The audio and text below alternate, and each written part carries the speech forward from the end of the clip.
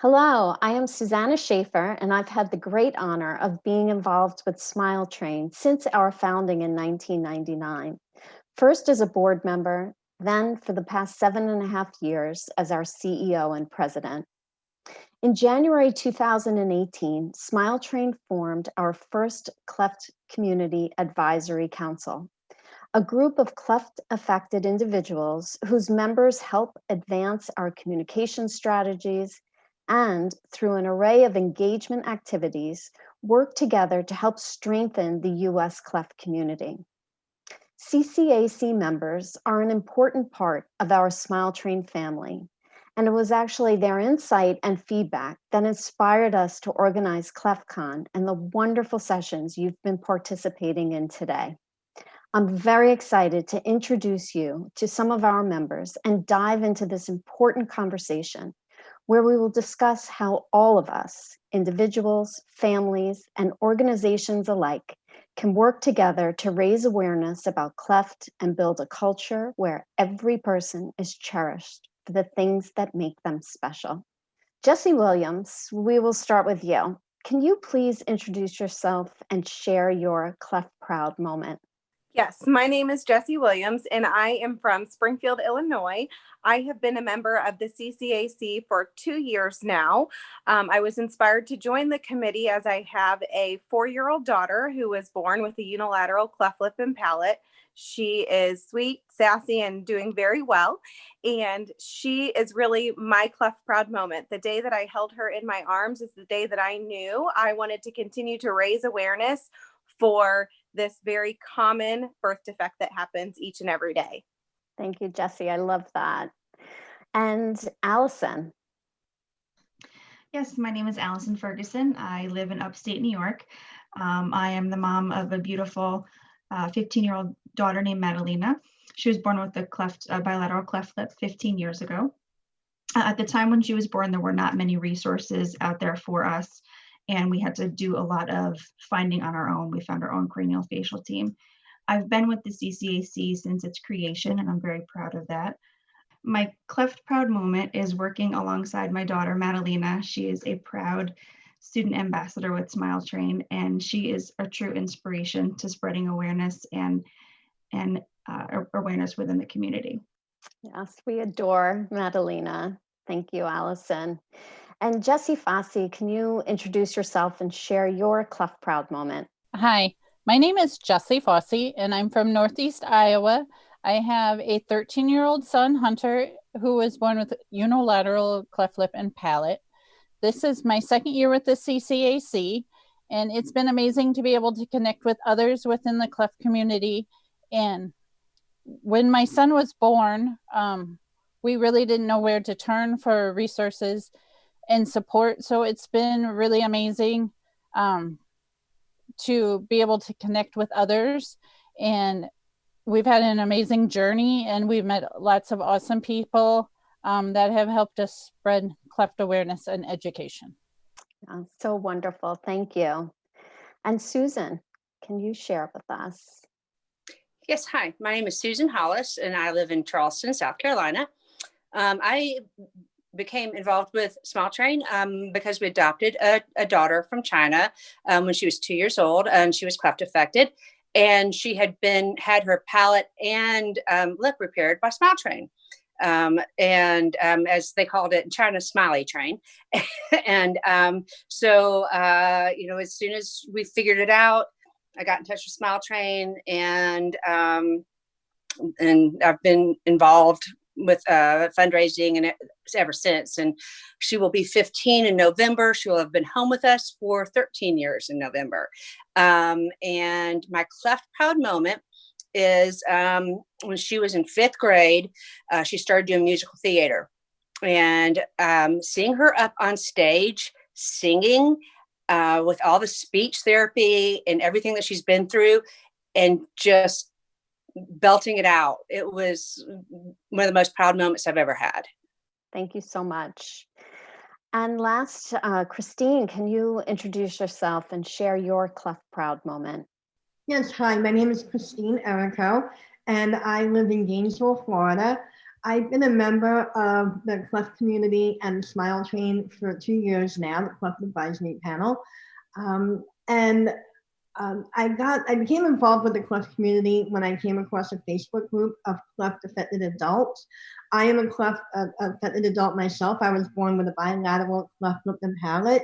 And so my cleft proud moment was when I came across this Facebook group a few years ago, and I realized that there were many other adults out there who had a cleft lip and palate, who were just like me, who wanted to share their experiences and who wanted to just talk to other adults, who to share and to find, overcome the challenges and share what we went through. And so it's been wonderful being part of the community and giving back and sharing stories with other adults and other parents of children, to know that there are so many of us out there. Thank you. Thank you for that, Christine. What a great start to the panel discussion. So now I'm going to move on. I have a question for the whole panel.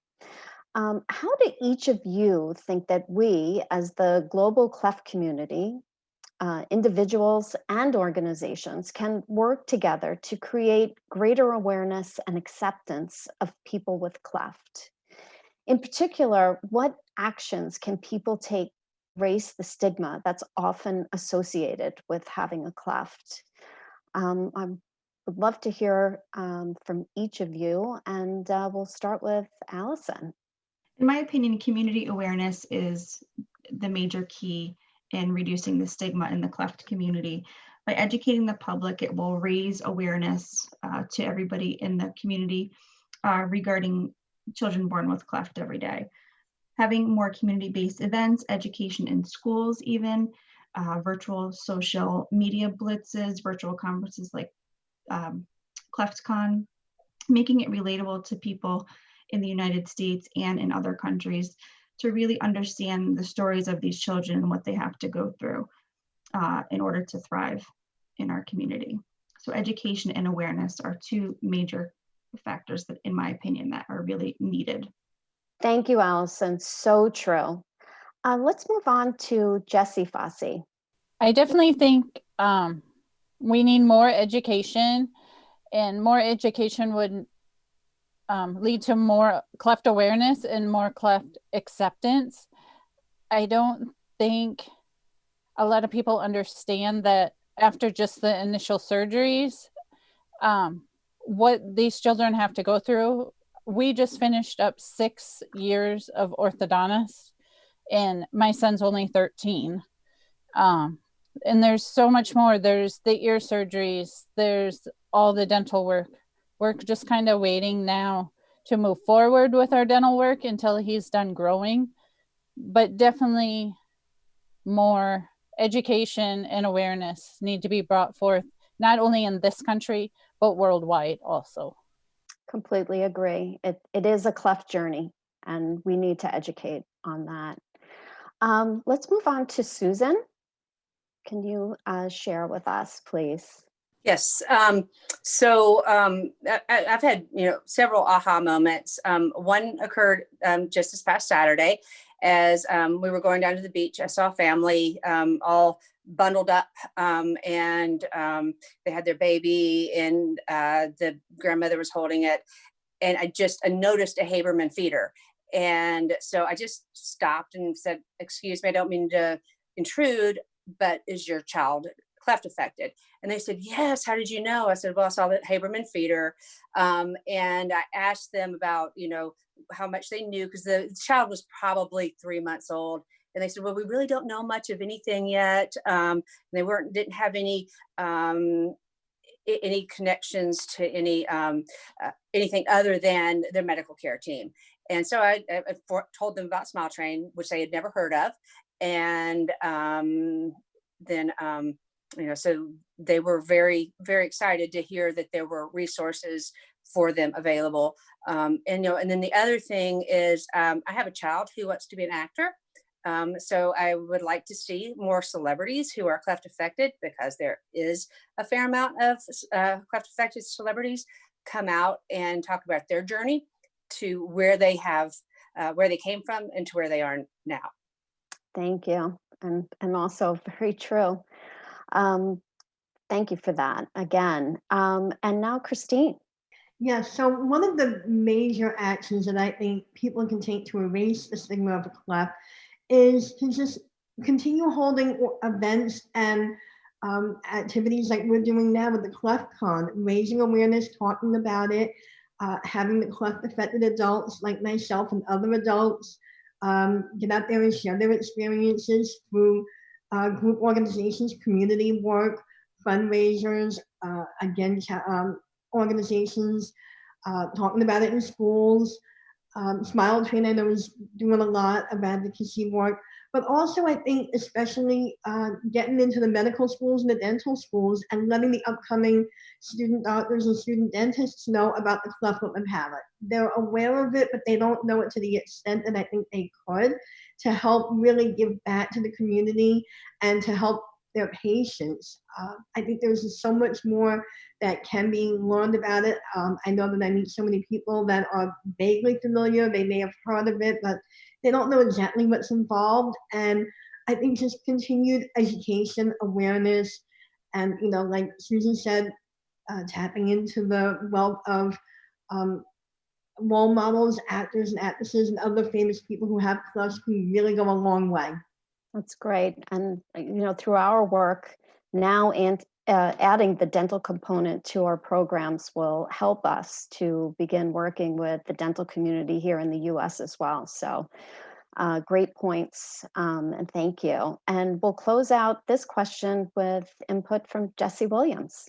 Yes, thank you. I echo the sentiments of every person that's talking already. I'm not sure how I can add to their already wonderful answers, but I think that comprehensive cleft care and awareness around the journey that children face when they're born with this birth defect is huge. And the more we can normalize it and really talk about it so that people are aware and they can offer support to us as families who are cleft affected, it is huge. And that will really help decrease the stigma around clefts. It is such a journey. And while it's really nice to have people, you know, recognize that you're going through a tough time. And I don't know how many times I heard when right after we had our daughter, well, at least it's just a surgery that they can fix. It's more than just a surgery. And so the more education we can provide, knowledge is power. And that's going to be very accepting in the community so that people can offer support and really understand that this is a lifelong journey, and that will help with the stigma. So well said. And such a great combination of Smile Train's size and breadth around the world, and then us coming together in this regard and using this platform to talk about that journey. Knowledge is power. You said it exactly right. So we have time for one more question here. Each of you had a moment where you decided to become a cleft activist and you switched from someone who was looking for information to someone who was looking to support others. Do you remember what it was that inspired you to make that change? Was it the support you received from an organization or a community, or was it the lack of those things? And let's start with Susan. Yes, that's very easy for me. So we had been home with our daughter for probably 6 to 9 months. And, you know, we were absolutely in love, first-time parents. And then, you know, we were starting to get into the nitty-gritty of, you know, of what cleft care meant. And I searched Smile Train on the internet. I sent an email and I said, my daughter was born with a cleft lip, cleft palate. She was in this orphanage. She was, you know, repaired around this time, this date. Within 24 hours, I had her entire medical file from Smile Train. And then they sent a t-shirt, a backpack, and a teddy bear. And that was my moment. I was like, Smile Train is something else. And if I'm going to, you know, be a part of something, this is what I want to be a part of. Because just the response I got from Smile Train was just unbelievable.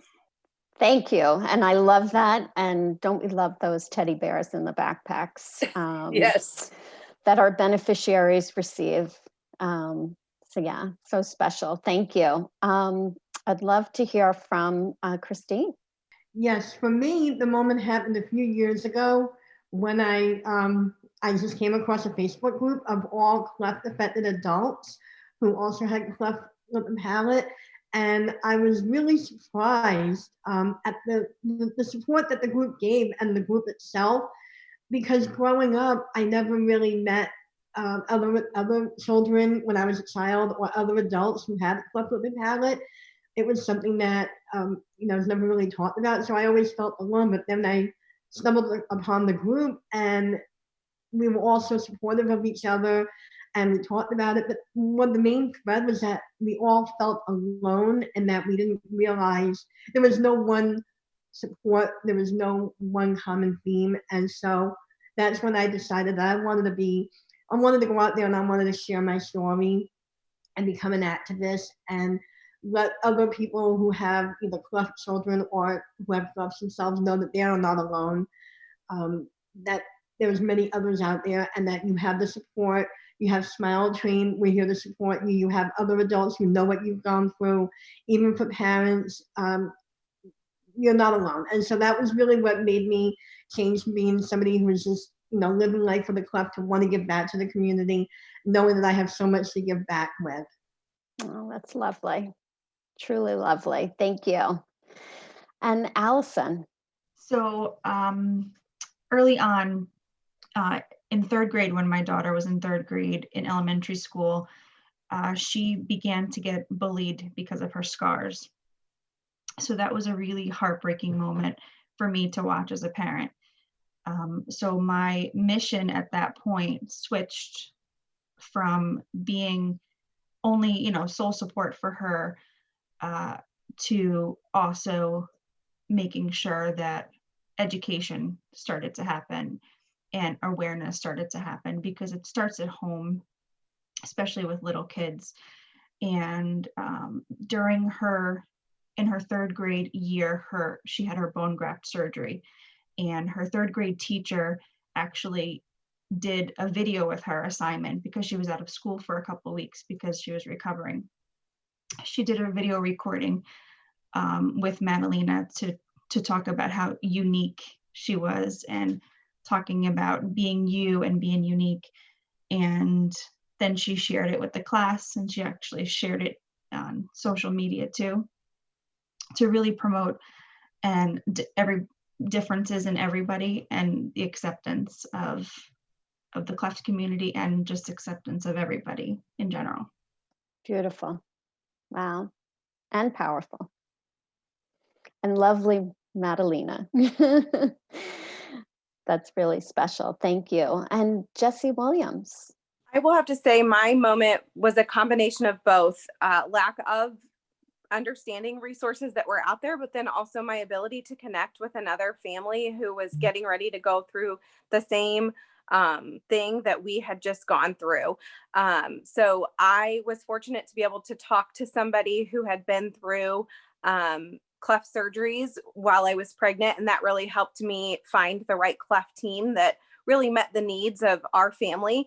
And as I continued on our journey, we met another family that was going through the same thing, and I was able to talk to that person. And that was really the moment that defined my abilities to be able to be an activist. I also have a sister who does ultrasound for a living, and she works in a maternal fetal medicine office where they diagnose clefts all the time. So I can say at least once a week, she's telling somebody the story of her niece, my daughter, and showing pictures. And for me, that was the other aha moment, that I've reached somebody else, and our journey is continuing to grow to bring awareness to the community. Oh, that's amazing. Wow. Really amazing. Thank you. Thank you, Jessi. And lastly, Jessi Fasse.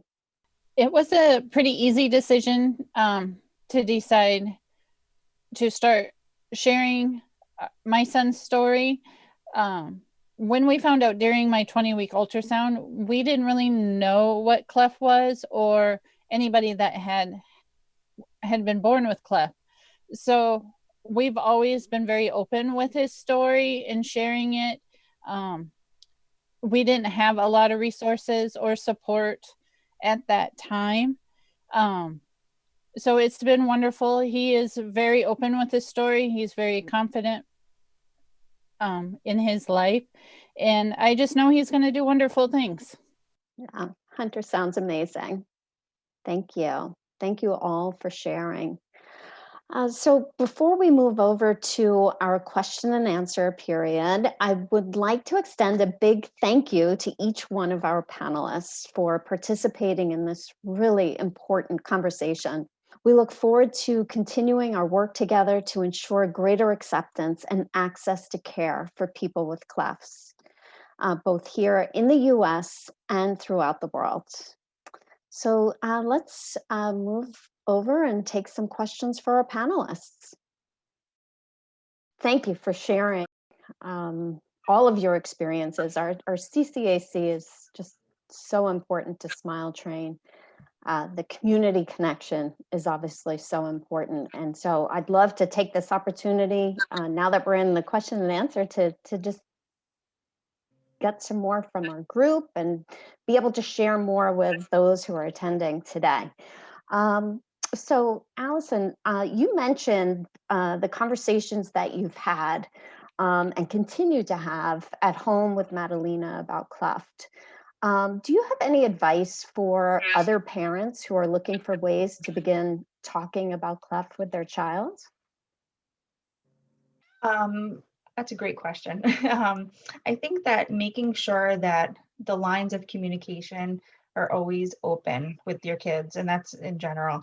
I think that being able to communicate with them, making sure that, like I had mentioned before, that they know that they're unique, and everyone is in their own way, and to be able to just really keep those lines of communication open, so that if they have an issue, someday while they're at school, or if they're home, or they're on the playground at some point and something bothers them, just to make sure that it's okay for you to be their safe place, and to make sure that they open up about it and not keep it bottled up.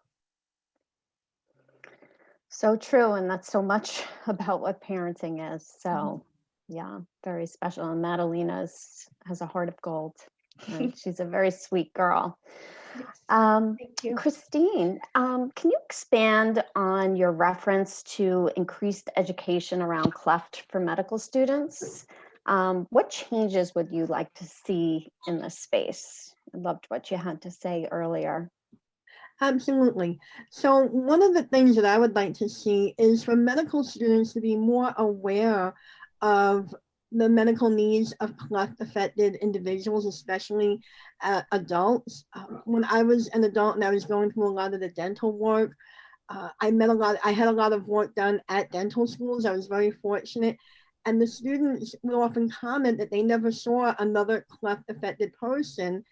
And I felt great that I was able to give that, but also surprised that they hadn't had much training, maybe a brief mention in a class. And so I think that it would be helpful if they could get more educated about the needs of cleft children and adults throughout their curriculum, throughout medical and dental school, either through guest speakers, make it part of their curriculum, have doctors who are on plastic surgery and cleft teams brought into the school, just increase the awareness among the students, because they can give so much more back to the community. And I really believe that Smile Train is in a great position to also help, because I know that you have a great affiliation with the doctors throughout the world. And so again, just kind of maybe expand to help the students and the medical and dental students just become more aware, so that when they go out into the world, they can also help those that need it.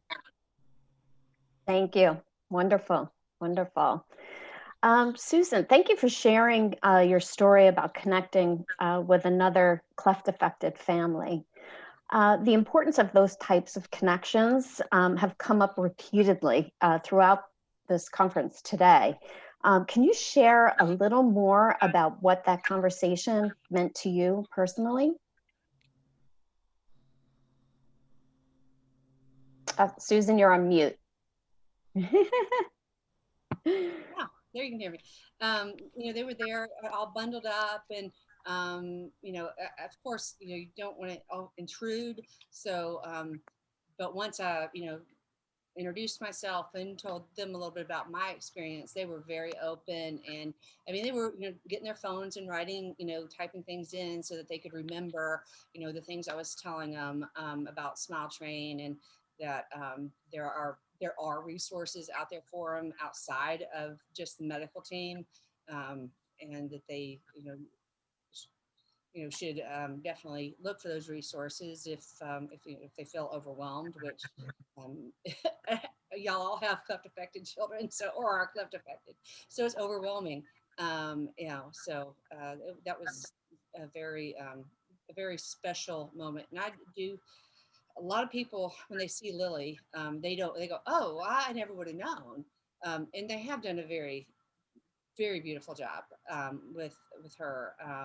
It's like, yeah, but it's still there, and it still affects her. And even though she is mostly done, it's an ongoing, it's a lifetime journey. It's a journey. Yeah, for sure. Thank you. And we're hearing so much about that journey today. And I think this whole conference and this group especially, it's a safe place to talk about that journey with honesty and from the heart. So thank you for that. We have a question here in the chat from Monica. She says, my son Henry was born with a complete unilateral cleft lip and palate in 2012. Since then, I have seen a need to connect with other cleft families and offer support in the trenches. To be able to pay it forward is humbling. I have recently been approached about taking over a parent group with 501c3 status, which is amazing. I view it as keeping on doing what I'm already doing on a larger scale.